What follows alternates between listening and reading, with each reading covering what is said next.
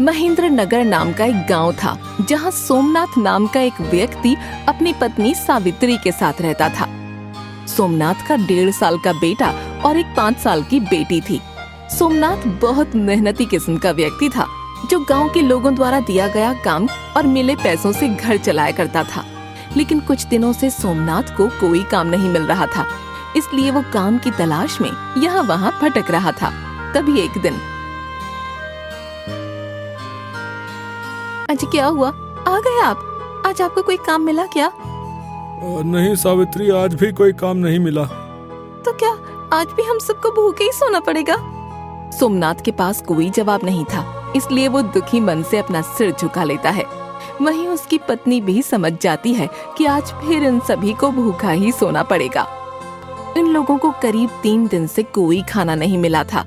इससे पहले ये लोग जैसे तैसे करके इधर उधर से भोजन का बंदोबस्त कर लेते थे, लेकिन अब तो कोई भी इनकी मदद करने के लिए तैयार भी नहीं था। अगर आपको कोई काम नहीं मिल रहा तो क्या मैं कोई काम ढूंढ लूं? बताइए ना, हम लोग कब तक ऐसे भूखे रहेंगे? अरे तुम पागल हो गई हो क्या है? अरे अभी तुम्हारी उम्र ही क्या है, और अभी तुम्हारे पिताजी जिंदा हैं। ठीक है पिताजी, पर आज भी भूख के मारे मुझे नींद नहीं आएगी। अपने परिवार वालों की ऐसी बातें सुनकर सोमनाथ को बहुत बुरा लगता है और वो खुद पर बहुत गुस्सा होता है। वो कुछ भी नहीं कर पा रहा था।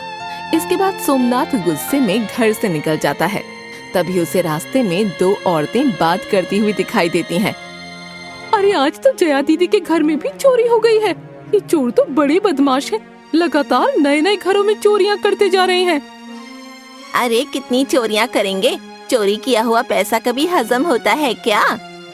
हाँ और क्या, सच में चोरी के पैसों से कभी भी भला नहीं होता। ये कहकर सोमनाथ आगे बढ़ जाता है। तभी एक जगह उसे राजमा और चावल का ढाबा मिलता है। भैया सुनो, राजमा चावल मिलेगा क्या? हाँ क्यों नहीं, बोलो कितना प्लेट दूं? हाँ वो 3 प्लेट मिल जाता, लेकिन जो है मेरे पास पैसे नहीं हैं तो। अरे मैंने यहाँ क्या भंडारा लगा रखा है? अरे पैसे नहीं है तो ये बात पहले बोलनी थी ना। फोकट में क्यों मेरा समय बर्बाद कर रहे थे? हैं? देख नहीं रहा है तुम्हें कि मैं यहाँ पर काम कर रहा हूँ? निकल जाओ यहाँ से। भैया नहीं देना तो मत दो, लेकिन इस तरीके से सबके सामने मुझे बेइज्जत मत करो। अरे चुप कर, तेरी भी कोई इज्जत है जो बेइज्जत होगा तू? बड़ा आया भिखमंगा कहीं का। अरे मैं तो ऐसे लोगों से परेशान हो गया हूँ, जब देखो मुफ्त का खाने आ जाते हैं, बस हो गया है? सोमनाथ बेचारा चुपचाप वहाँ से चला जाता है। तभी रात होती है। माँ, इतनी रात हो गई, पिताजी अभी तक घर नहीं लौटे।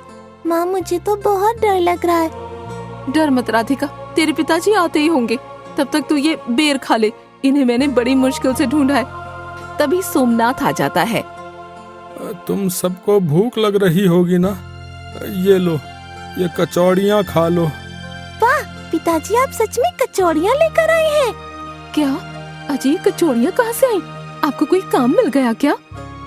हाँ मुझे काम मिल गया है, थोड़ा दूर जाना होगा काम करने के लिए, लेकिन कोई बात नहीं, कम से कम हमें 2 वक्त की रोटी तो मिल जाएगी। हाँ जी।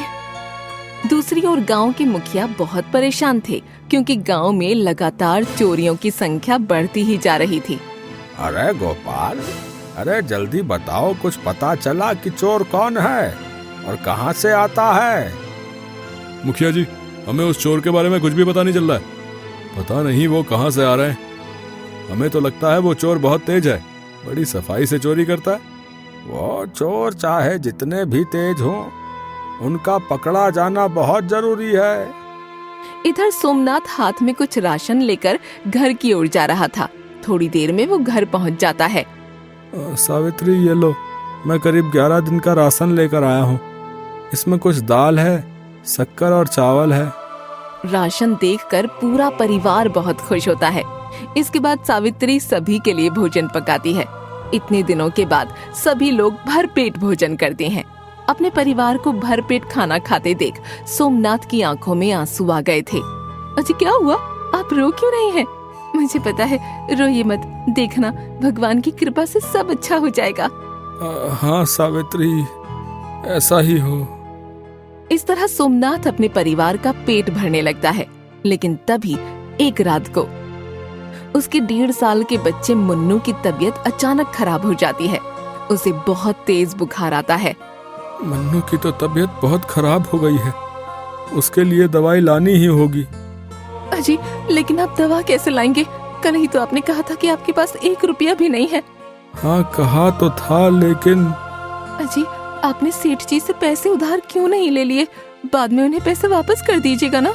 हाँ सावित्री, मैं सेठ जी के पास जाता हूँ, वो जरूर हमारी मदद करेंगे। हाँ, जल्दी जाइए, मन्नू की तबीयत बहुत खराब है। अपने बच्चे की ऐसी हालत देखकर सोमनाथ रोते हुए दवा की दुकान पर जाने के लिए घर से निकल जाता है। सावित्री, मुझे माफ करना, मुझे कोई काम नहीं मिला है। मैं तो चोरी करता आ रहा हूँ। मैं अब तक घर में जो कुछ भी खाने को लेकर आ रहा था वो सब चोरी का ही था। मुझे माफ करना, मेरी वजह से तुम लोगों को भी मेरे बुरे कर्मों का भागी बनना पड़ रहा है। बात ये है कि उस दिन जब गांव की 2 औरतें गांव में चोरी होने की बात कर रही थीं, तभी सोमनाथ के दिमाग में ये विचार आया कि उसे भी चोरी करनी चाहिए। और ऊपर से उस दिन ढाबे वाले ने सोमनाथ को बिना किसी कारण इतनी खरी खोटी सुनाई थी, इसलिए गुस्से में सोमनाथ ने ऐसा कदम उठाया था। खैर, कुछ ही देर में सोमनाथ दवा की दुकान पर पहुंच जाता है। सुनो भैया, बुखार की दवाई दे दो। ये लो भैया। भैया, मेरे पास अभी पैसे तो नहीं है, लेकिन मैं आपको अगले महीने जरूर दे दूंगा। नहीं, मैं तुम्हें कोई भी दवाई मुफ्त में नहीं दे सकता हूँ। वैसे भी मैंने अपनी दुकान कुछ दिन पहले ही खोली है भैया, इसलिए मैं उधार का सामान देकर अपनी दुकान में मनहूसियत लगाना नहीं चाहता भैया, माफ करो। देखिए, मेरे बेटे की तबीयत बहुत खराब है, वो सिर्फ 1.5 साल का बच्चा है। अच्छा, अब ये सब मत बोलो, निकलो यहाँ से, रात बहुत हो रही है और ऊपर से मुझे अभी दुकान भी बंद करनी है। सोमनाथ के पास कोई चारा नहीं था। अब उसे दुकान वाले के ऊपर भी बहुत गुस्सा आ रहा था, इसलिए वो दवा चोरी कर लेता है और दवा लेकर भागने लगता है। वहीं दवाई वाला भी उसके पीछे भागता है, लेकिन वो सोमनाथ को पकड़ नहीं पाता। सोमनाथ दवाई लेकर घर पहुंचता है और अपने बेटे को पिला देता है, जिसके बाद उसका बेटा बिल्कुल ठीक भी हो जाता है। वहीं अगले दिन उसके घर के बाहर गांव के सभी लोग इकट्ठा हो जाते हैं। मुखिया जी, यही है वो चोर। मुझे तो लग रहा है कि गांव की सारी चोरियां यही करता होगा। पता सोमनाथ, चोरी का सारा माल कहाँ है?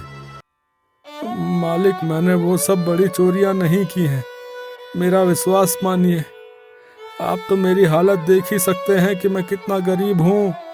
अरे, हमें तो 2 वक्त की रोटी मिल जाए वही बहुत है हमारे लिए। मैं कई दिनों से अपने परिवार को भोजन नहीं करवा पा रहा था, बस इसलिए ही मैंने छोटी मोटी चोरियां ही की हैं।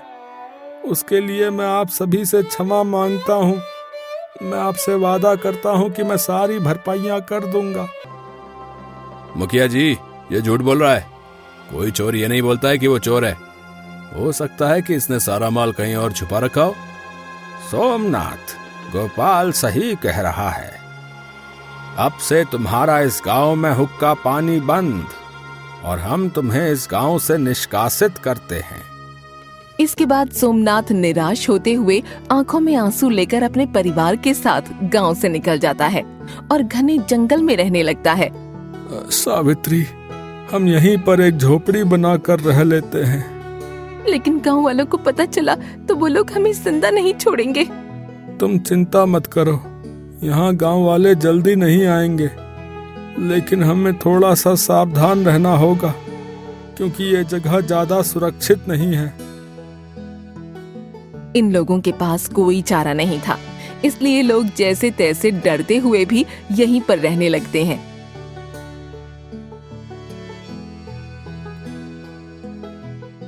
दिन गुजरते रहते हैं और तभी एक दिन गांव के कुछ लोग इन लोगों तक पहुंच जाते हैं और ये लोग यहाँ से भागने लगते हैं। भागते भागते ये लोग पता नहीं जंगल के किस कोने तक पहुंच जाते हैं। हम लोग यहीं पर रुकते हैं, यहाँ पर कोई नहीं आएगा। तभी इन लोगों को कुछ चहल पहल सुनाई पड़ती है। ये लोग आगे बढ़ते हैं और आगे बढ़ने पर देखते हैं कि वहाँ एक दूसरा गांव है और वहाँ पर एक बड़ा सा गांव का द्वार भी लगा हुआ है। सभी द्वार के अंदर चले जाते हैं। ए जी, इस गांव में जाना सही रहेगा क्या? सावित्री, अभी हमारे पास और कोई चारा भी नहीं है। हम लोग यहीं पर नाम बदल कर रह लेते हैं। ठीक है जी।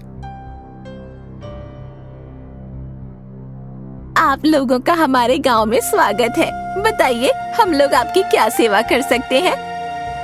जी, वो हम लोगों के पास जो है रहने का कोई ठिकाना नहीं है, तो क्या अब हम लोग यहाँ पर रह सकते हैं? लेकिन हाँ, हमारे पास कोई पैसा नहीं है। हाँ काकी जी, हम लोग यहाँ पर रहने दीजिए। आप चाहे तो हमसे कोई भी काम ले लीजिए, हम लोग आपका सारा काम कर देंगे, लेकिन हमें यहाँ से मत निकालिएगा। अरे तुम लोग तो बहुत भोले भाले जान पड़ते हो। हमारे बिना कुछ बोले ही इतना कुछ बोल गए। अरे चिंता मत करो, तुम लोगों को यहाँ रहने के लिए कोई काम नहीं करना पड़ेगा और न ही हमें कुछ देना पड़ेगा। क्या मतलब? देखो बेटा, हमारे गांव का नाम है प्रेम नगर। यहाँ पर सिर्फ प्रेम और सम्मान की बात की जाती है। पैसे और काम की कोई बात नहीं होती यहाँ पर। तुम यहाँ पर जब तक रहना चाहो रह सकते हो, बिल्कुल मुफ्त में। और हाँ, बहुत अच्छा खाना बनाती हूँ मैं, तो तुम्हें खाना भी मिल जाया करेगा। समझ गए ना? बस तुम्हें यहाँ कोई गलत काम नहीं करना है, समझ रहे हो ना? हाँ हाँ काकी, हम कोई भी गलत काम नहीं करेंगे, हम वचन देते हैं। सोमनाथ और उसका परिवार बहुत खुश हो जाता है। उन्हें तो यकीन ही नहीं होता कि ऐसा भी कोई गांव है इस दुनिया में। खैर, ये लोग बहुत परेशानी में थे, इसलिए इस बात पर ज्यादा ध्यान नहीं देते और इसी गांव में रहना शुरू कर देते हैं। यहाँ पर इन्हें कोई काम नहीं करना पड़ता और सब कुछ आराम से चलता रहता है। लेकिन तभी कुछ दिनों के बाद से गड़बड़ होना शुरू हो जाती है, जब एक दिन राधिका को एक ऐसा आदमी दिखता है जो हवा में उड़ता है। उसके बड़े बड़े काले काले पंख भी हैं और उसकी आंखें बिल्कुल लाल हैं। पिताजी, माँ, वो आदमी। क्या हुआ? माँ, पिताजी, आपने उस आदमी को देखा? वो भयानक सा, वो हवा में उड़ रहा था, उसके पंख भी थे। सोमनाथ को उसकी बातों पर यकीन नहीं होता। वो उसे समझाने लगता है। राधिका चमगादड़ से बहुत डरती है। एक बार इसने रात में चमगादड़ को देख लिया था, तब से ही चमगादड़ से बहुत डरती है। और ऊपर से इसे सपना भी बार बार एक ऐसे आदमी के बारे में आता है जो देखने में आधा चमगादड़ है और उसकी आंखें लाल हैं। खैर, सोमनाथ इस बात को नजरअंदाज कर देता है। तभी कुछ दिन बाद सावित्री जब सोकर उठती है तो उसे दिखता है कि बिल्कुल उसके जैसी दिखने वाली एक औरत उसके सामने खड़ी है। सावित्री उस औरत के पीछे पीछे घर के बाहर निकल जाती है। तुम कौन हो? वो औरत कुछ नहीं बोलती और कुछ देर तक सावित्री को घूरती रहती है। तब सावित्री को डर लगने लगता है और वो घर के अंदर जाने लगती है। तभी वो देखती है कि वो औरत एक पेड़ के पास एक साड़ी लटकाकर खुद को फांसी लगा लेती है। ये देखकर तो सावित्री के रोंगटे खड़े हो जाते हैं और वो बिल्कुल स्तब्ध रह जाती है और सोचने लगती है कि अभी अभी उसकी आंखों के सामने ये क्या हो गया। लेकिन तभी उसकी आंखें खुलती हैं तो वो देखती है कि ये तो एक सपना है। क्या हुआ? वो सावित्री अपने बुरे सपने के बारे में बताती है। डरो मत, सब ठीक हो जाएगा। इसके अगले ही दिन सोमनाथ गांव में घूमने के लिए निकला हुआ था। तभी एक चाय की दुकान पर उसे अपने पुराने गांव के मुखिया और उनका साथी गोपाल दास मिलते हैं। अरे आप? अरे सोमनाथ, डरो मत, हमने तुमको माफ कर दिया है। हमसे भी गलती हो गई थी। अरे नहीं मालिक, आप लोग माफी मत मांगिए। मुखिया सोमनाथ के साथ बहुत अच्छा व्यवहार करते हैं और सोमनाथ को अपने साथ बैठाकर चाय भी पिलाते हैं। खैर, इसके थोड़ी देर बाद सोमनाथ घर जाता है और सावित्री को सारी बात बताता है। अजी ऐसा करते हैं, कुछ दिनों बाद अपने गांव चलते हैं। मुखिया जी ने तो हमें माफ कर ही दिया है ना, अब किस बात का डर। ऊपर से यहाँ आए हुए हमें बहुत दिन हो गए हैं, तो हमें वहाँ के लोगों की भी याद आ रही है। हाँ हाँ, तुम ठीक कहती हो। इसके बाद दोनों पति पत्नी निर्णय लेते हैं कि वो अपने पुराने गांव जाएंगे।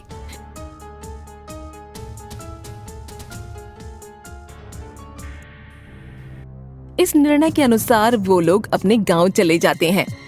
अरे ये देखिए मुखिया जी, ये बेशरम आदमी फिर से वापस आ गया। क्यों रे सोमनाथ, तुझे मैंने गांव से निष्कासित कर दिया था ना? लेकिन मुखिया जी, कल ही तो आप मुझसे मिलने आए थे और आपने हमारे साथ बैठकर चाय भी पी थी। हाँ। क्या तू मुझे गांव वालों के सामने एक चोर का साथी बता रहा है? अरे पकड़ो इसे। हाँ, इसका तो पूरा परिवार इससे मिला हुआ है।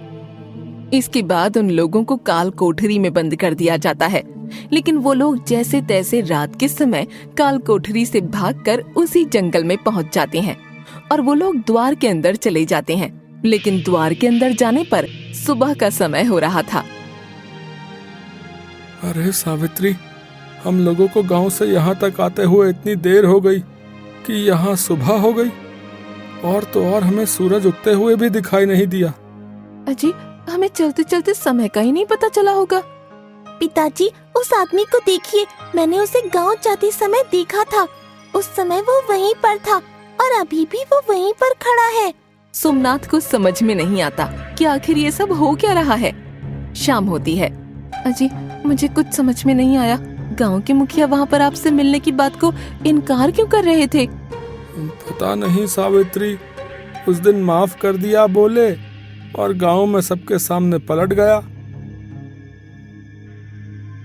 इसके बाद सभी लोग खाना खाकर सो जाते हैं। तभी अचानक से सोमनाथ को रात में बहुत जोर की आवाज आती है, जिससे उसकी आंख खुल जाती है। वो बाहर देखने जाता है तो देखता है कि गांव के सभी लोग जगे हुए हैं और रात में भी दुकान लगी हुई है। ऊपर से सब काम ऐसे चल रहा है जैसे दिन हो रहा हो। इसी बीच सोमनाथ की नजर गांव के लोगों के पैरों पर जाती है तो देखता है कि सभी के पैर उल्टे हैं। अरे अरे, ये क्या? ये सबके पैर उल्टे क्यों हैं? सोमनाथ भागकर घर के अंदर जाता है और सभी लोगों को उठाकर बोलता है, अरे यहाँ से चलो, यहाँ खतरा है। वो लोग भागने लगते हैं। तभी उन्हें वो आदमी मिलता है जिससे सोमनाथ ने बहुत समय पहले बहुत कर्जा ले रखा था और उसका कर्जा चुका नहीं पा रहा था, जिसके कारण उस व्यक्ति ने सोमनाथ को बहुत डराया और धमकाया था। कज्जू भाई, आप? हाँ, मैं। आप तो गांव छोड़कर भाग गए थे ना? हाँ, लेकिन मैं तुझसे बदला लेने आया हूँ। आज तो मैं तुझे नहीं छोड़ूंगा। देखो कज्जू भाई, मेरे 2 बच्चे हैं, बीबी है, जाने दीजिए। तूने मेरे इतने पैसे खाए, ऐसे कैसे जाने दूं? अरे भागो। सोमनाथ का पूरा परिवार कज्जू से डरकर भागने लगता है। अरे भागते रहो, इस गांव में ही कुछ गड़बड़ है। तभी सावित्री एक पत्थर से टकरा जाती है और अपने छोटे बच्चे को लेकर नीचे गिर जाती है। ये तूने अच्छा नहीं किया। आजा, लड़ मुझसे। सोमनाथ गुस्से में कज्जू से लड़ने के लिए आगे बढ़ता है। तभी वो एक पत्थर से टकराकर नीचे गिर जाता है। तभी कज्जू एक भारी पत्थर उठा लेता है। अब तू मर। हाँ। सोमनाथ आंखें बंद कर लेता है कि तभी अचानक से उड़ती हुई एक परी वहाँ पर आती है। उस परी के आते ही सोमनाथ के परिवार को छोड़कर उस गांव से सभी लोग रहस्यमयी तरीके से गायब हो जाते हैं। अरे आप कौन हैं? मैं एक परी हूँ और ये जादुई द्वार मेरा है। मैं परी लोक से आई हूँ और हमारे लोक में हर परी के पास एक जादुई चीज होती है और मेरे पास ये द्वार है। अच्छा, लेकिन इस गांव में आने के बाद हम लोगों को डरावनी डरावनी सपने क्यों आ रहे हैं? ये द्वार जैसा जैसा आप सोचते हैं वैसा वैसा आपको दिख जाता है। मैं तुम लोगों को देखकर ही सब कुछ जान सकती हूँ, इसलिए मुझे पता है कि तुम लोगों के साथ क्या क्या हुआ है। तुम लोग जिन जिन चीजों से डरते थे वही वही चीज तुम लोगों के साथ हुई। जैसे कि तुम्हारी बेटी एक चमगादड़ जैसे दिखने वाले व्यक्ति से डरती है तो उसे वही व्यक्ति दिखाई दिया। तुम्हारी पत्नी तुम्हारी गरीबी के कारण अपने प्राण लेने की सोचती रहती है इसलिए उसे भी अपने विचार के अनुसार वैसा ही सपना आया। और तुम ये चाहते हो कि तुम्हारे गांव के मुखिया तुम्हारी गलतियों को माफ कर दें, इसलिए तुमने उन्हें इस जगह देखा। वहीं तुम दोनों पति पत्नी कज्जू से डरते थे, इसलिए वो डर बनकर तुम्हारे सामने आया। तुम लोगों के मन में इस गांव वालों के प्रति डर था, इसलिए तुम लोगों ने उन्हें एक राक्षस के रूप में देखा। अच्छा, अब समझ आया। एक और बात, इस द्वार के अंदर की दुनिया बाहरी दुनिया की तुलना में बहुत धीरे चलती है। क्या मतलब? मैं समझा नहीं। अभी तुम्हें समझ नहीं आएगा, लेकिन इस द्वार से निकलने के बाद तुम्हें सब समझ आ जाएगा। लेकिन आप अब तक कहाँ थे? मेरा ये द्वार मेरे गलत जादू करने के कारण इस घने जंगल में आ गया था। ये मुझे अभी मिला है। तुम लोग अब यहाँ से जा सकते हो। अच्छा। सोमनाथ अपने परिवार के साथ उस गांव से निकल जाता है। उन लोगों के गांव से निकलते ही वो द्वार के साथ वो गांव भी गायब हो जाता है। अब सोमनाथ निराश हो जाता है, क्योंकि अब उसे फिर से गरीबी झेलनी थी। अजी, ये आपके हाथ में ये पोटली कहाँ से आई? अरे हाँ, ये पोटली ये कहाँ से आई? सोमनाथ उस पोटली को खोलता है तो देखता है कि उस पोटली के अंदर हीरे रखे हैं। ये देखकर दोनों पति पत्नी हैरान रह जाते हैं। मुझे लगता है ये उसी परी की कृपा है। मैं हमेशा सोचा करता था कि मुझे एक लाल रंग की पोटली में ढेर सारे हीरे मिल जाएं, और मुझे लगता है कि उसी परी ने हमारी ये इच्छा पूरी की है। फिर क्या, सोमनाथ की किस्मत खुल जाती है। अजी, देर किस बात की? चलिए इन हीरों को बेच देते हैं और अपनी नई जिंदगी शुरू करते हैं। तुम ठीक कहती हो। इसके बाद वो सभी लोग हीरों को बेचने गांव के बाजार में जाते हैं। तभी बाजार में उन लोगों को अपने गांव की एक बूढ़ी औरत मिल जाती है। अरे सावित्री बेटी, तुम लोग गांव क्यों नहीं आते? गांव में जो चोरियां हो रही थी, वो चोर तो कब का पकड़ में आ चुका है, और तुम लोगों को मुखिया जी ने कब का माफ कर दिया है। माँ जी, कैसी बातें कर रही हो आप? हम लोग कल ही तो गांव गए थे, लेकिन गांव वाले हमें देखकर गुस्सा हो गए और हमें बंदी बना लिया। आप भी तो वहाँ थी, आपने नहीं देखा क्या? हम लोग बड़ी मुश्किल से वहाँ से भागे। लेकिन बेटा, उस बात को तो 1 महीना गुजर चुका है। लेकिन माँ जी, हम लोग तो कल ही वहाँ से भागे थे। वो सब मुझे नहीं पता बेटा, लेकिन अब तुम लोगों को गांव जाना चाहिए। इतना कहकर बूढ़ी औरत वहाँ से चली जाती है। जी, हमें फिर से गांव जाकर देखना चाहिए। क्या पता माँ सच बोल रही हो। हाँ, अब मुझे उस परी की कही हुई बात समझ में आई। कौन सी बात जी? उस परी ने कहा था कि उस द्वार के अंदर की दुनिया बाहरी दुनिया से बहुत धीरे चलती है, जो हमें वहाँ रहकर महसूस नहीं हुई।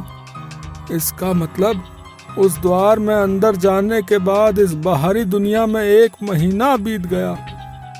अजी, अगर ये सच है तो हम लोग उस द्वार की दुनिया में लगभग 1 से 1.5 महीना थे। इसका मतलब उस 1 से 1.5 महीने में यहाँ 3 साल बीत गए। इसके बाद सोमनाथ हीरे को बेचकर अपने परिवार के साथ गांव के लिए निकल जाता है। गांव पहुंचने पर सोमनाथ को पता चलता है कि सच में यहाँ 3 साल गुजर गए हैं। उसके बाद गांव के मुखिया सोमनाथ को बुलाते हैं और उससे माफी मांगते हैं। अब हमें माफ करना सोमनाथ, हमारी गलती के कारण तुम लोगों को 3 साल गांव से बाहर रहना पड़ा, लेकिन तुमने जो गांव में छोटी मोटी चोरियां की थी उसकी तुम्हें भरपाई करनी पड़ेगी। हाँ ठीक है मुखिया जी, ठीक है, हम कर देंगे। इसके बाद सोमनाथ सभी से चुराई हुई चीजों के बदले दुगना पैसा दे देता है, साथ ही लिया हुआ कर्ज भी वापस कर देता है और बाकी बचे पैसों से अपने परिवार के साथ उसी गांव में खुशहाल जीवन व्यतीत करने लगता है। इसी तरह जादुई द्वार के कारण सोमनाथ का जीवन अच्छा हो जाता है।